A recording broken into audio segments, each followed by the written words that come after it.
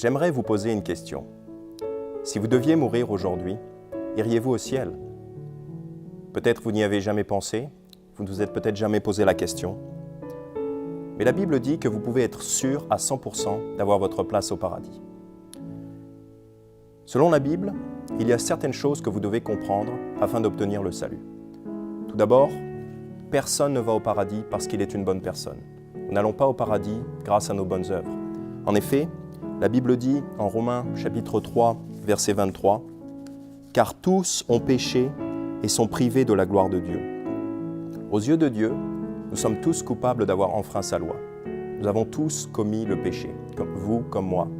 Chaque fois que nous avons menti, même désobéi à nos parents, ou convoité les choses qui ne nous appartiennent pas, comme des possessions, des richesses, ou une femme qui n'est pas la nôtre, toutes ces choses-là sont des péchés. Et la Bible dit, nous sommes tous des pécheurs. Voilà pourquoi nous sommes tous coupables aux yeux de Dieu. Et la Bible dit, il y a un châtiment pour le péché, car Dieu est juste. Il ne peut pas laisser le péché impuni.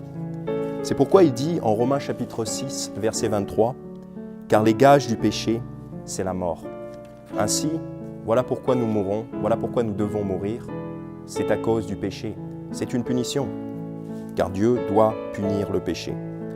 Et quand la Bible parle de la mort, elle ne parle pas seulement d'une mort physique, mais cela parle surtout d'une mort spirituelle, de la mort spirituelle qui est l'enfer. Car quand nous sommes morts, nous allons soit au ciel, au paradis, soit en enfer. Et les gens qui meurent dans leur péché, sans être pardonnés, vont en enfer. La Bible appelle cela la seconde mort.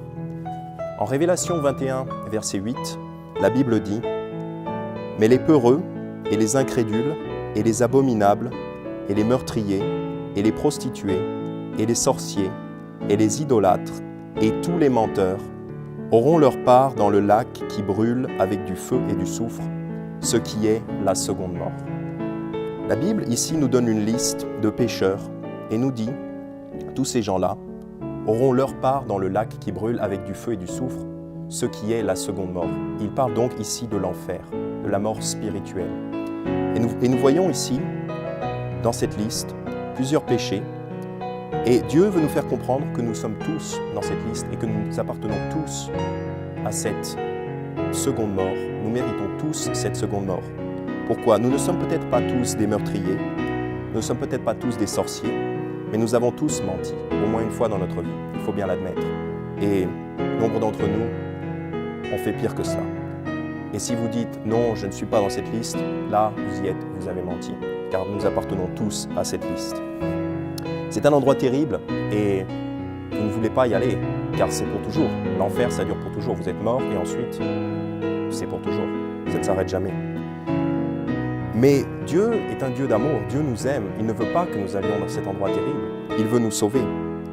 C'est pourquoi il dit, en Romains chapitre 6, verset 23, comme nous avons déjà vu, « Car les gages du péché, c'est la mort, mais le don de Dieu, c'est la vie éternelle par Jésus-Christ notre Seigneur. » Alors la première partie du verset, c'est la condamnation. C'est une mauvaise nouvelle, car les gages du péché, c'est la mort, oui. Mais Dieu ne nous laisse pas avec une mauvaise nouvelle sans nous donner un échappatoire. La deuxième partie du verset dit « Mais le don de Dieu, c'est la vie éternelle par Jésus-Christ notre Seigneur. » Ainsi, si nous sommes condamnés, nous pouvons échapper gratuitement à la condamnation. Dieu veut nous offrir le don de la vie éternelle. C'est un cadeau que Dieu veut nous offrir. Et c'est par Jésus-Christ notre Seigneur.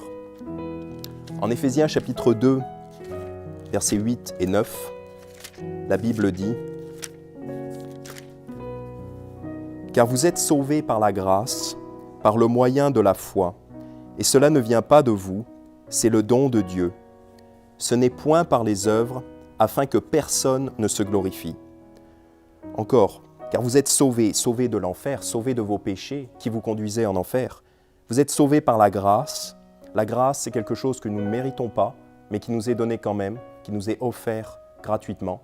Exactement comme quand le président de la République donne sa grâce présidentielle à un condamné, il dit simplement « Je te gracie, donc tu n'es plus condamné », simplement parce que je le veux. Eh bien avec Dieu, c'est pareil.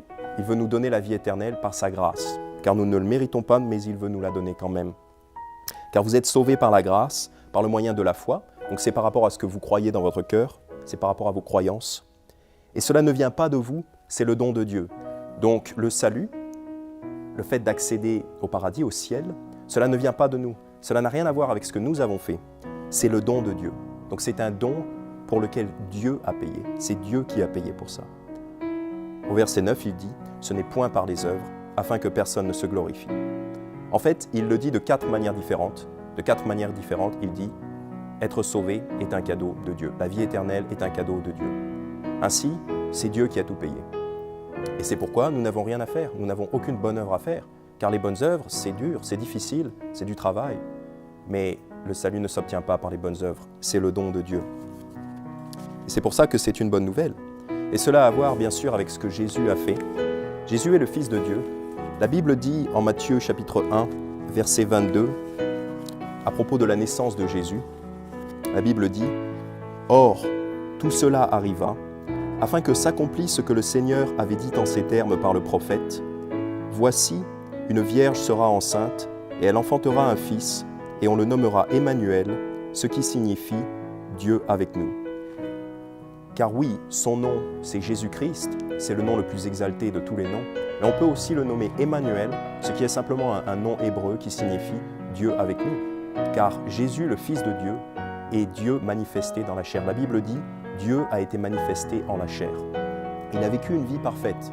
La Bible dit « Il a été tenté en tout point comme nous le sommes, cependant sans péché ». Jésus n'a jamais péché, parce qu'il est Dieu, il est parfait. Il ne commet pas le péché. Il n'y a aucun péché en lui. Et il prêchait le royaume de Dieu, il prêchait l'évangile, la parole de Dieu, la vérité. Et il guérissait des gens, il faisait des miracles. Mais beaucoup l'ont détesté et ils ont fini par le livrer pour être tué et pour être crucifié sur la croix. Mais Jésus, personne ne l'a forcé à aller sur la croix, personne ne l'a forcé à mourir pour nous, il s'est donné de lui-même. La Bible dit en Romains chapitre 5 au verset 8, « Mais Dieu fait valoir son amour envers nous, en ce que, lorsque nous étions encore des pécheurs, Christ est mort pour nous. » Donc c'est par amour que Christ s'est donné sur la croix. C'est par amour que Christ est allé à la croix, volontairement à verser son sang pour nous. Bien que nous soyons des pécheurs, Christ est mort pour nous, faisant donc preuve de son amour pour nous. Il s'est offert volontairement, obéissant à son Père et accomplissant les Écritures de l'Ancien Testament. En Ésaïe 53, la Bible prévoyait cela. Au verset 5, la Bible dit, à propos de Jésus sur la croix, « Mais il était meurtri pour nos péchés et frappé pour nos iniquités. Le châtiment qui nous apporte la paix est tombé sur lui, et par sa meurtrissure, nous avons la guérison. Nous étions tous errants comme des brebis, nous suivions chacun son propre chemin, et l'Éternel a fait venir sur lui l'iniquité de nous tous. » L'Éternel a fait venir sur Jésus l'iniquité, c'est-à-dire le péché de nous tous. Quand il était sur la croix, en fait, Jésus portait le péché du monde entier. En fait, il était puni à notre place. Nous méritions de mourir, eh bien, il est mort pour nous. Il est mort à notre place sur la croix. Et il est donc mort sur cette croix. Il a été enseveli. Et 3 jours plus tard, la bonne nouvelle, c'est qu'il est ressuscité. Il n'est pas resté mort, car il est Dieu. Il a le pouvoir de vaincre la mort. Il a vaincu la mort. En Acte 2, versets 31 et 32, la Bible dit « Prévoyant cela, il dit de la résurrection du Christ que son âme ne serait point laissée dans l'enfer et que sa chair ne verrait point la corruption. Dieu a ressuscité ce Jésus, nous en sommes tous témoins. » Donc ils étaient témoins, les apôtres étaient témoins de la résurrection de Jésus. Et aujourd'hui, vous entendez cette histoire, Jésus est ressuscité, il est vivant et il est assis à la droite de son Père dans le ciel. Ainsi, puisque Jésus a payé pour nos péchés et qu'il est ressuscité, il a donc le pouvoir de vaincre la mort. C'est comme ça qu'il a payé pour le don de la vie éternelle. Comment faire pour obtenir cette vie éternelle? Eh bien, comme tout cadeau, vous avez le choix. Vous pouvez soit l'accepter ou le refuser. La Bible dit en Romains 6, 23, « Car les gages du péché, c'est la mort, mais le don de Dieu, c'est la vie éternelle par Jésus-Christ notre Seigneur. » Vous pouvez donc choisir d'accepter ce cadeau par la foi, car vous ne voyez pas Jésus aujourd'hui, vous ne l'avez pas vu ressusciter, et vous entendez cet évangile et vous pouvez décider d'y croire si vous voulez.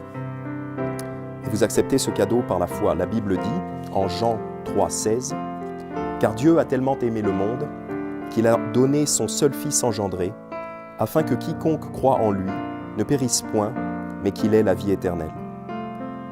Ici, il est mentionné quiconque croit en lui.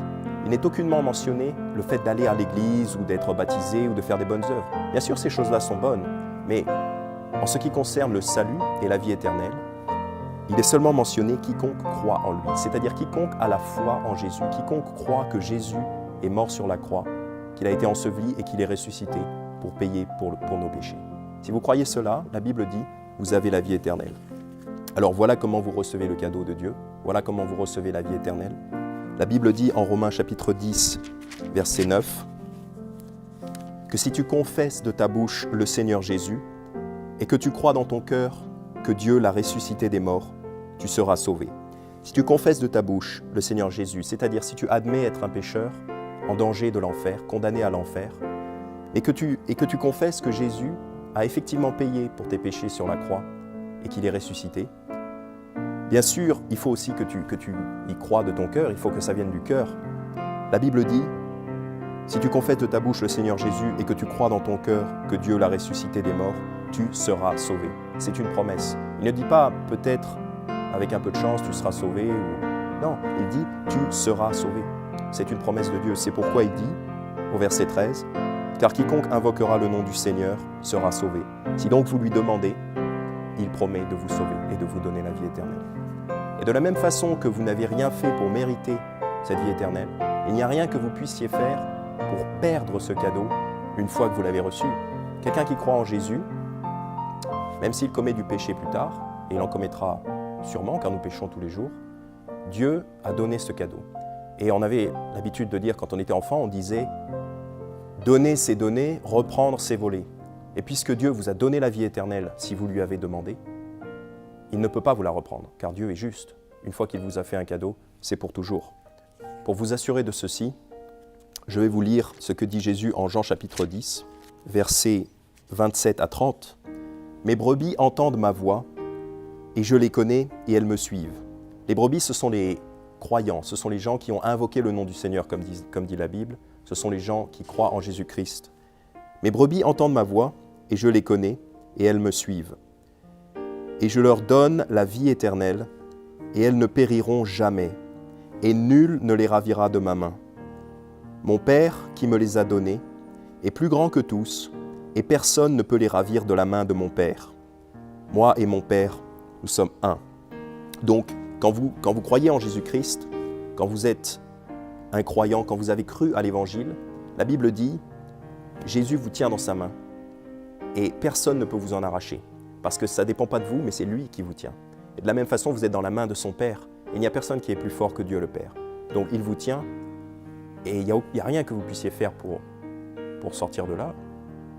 Personne ne peut vous en arracher, car ça dépend de lui, et c'est lui, avec son pouvoir, qui vous retient. Voilà pourquoi, quand vous êtes sauvé, vous êtes toujours sauvé, et vous pouvez avoir la paix. D'ailleurs, Dieu dit, je ne me souviendrai plus de leurs péchés, ni de leurs iniquités.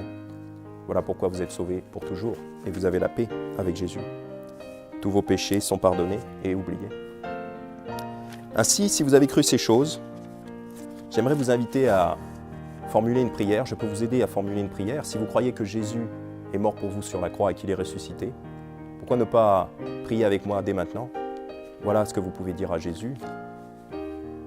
Cher Jésus, je reconnais être un pécheur et mériter d'aller en enfer. Mais je crois que tu es mort pour moi sur la croix et que tu es ressuscité. Je te prie, s'il te plaît, de me pardonner et de me donner la vie éternelle. Gloire à toi. Merci. Amen. Voilà. Si vous avez prié cette prière et que vous y croyez dans votre cœur, vous êtes sauvés. Félicitations et gloire à Dieu.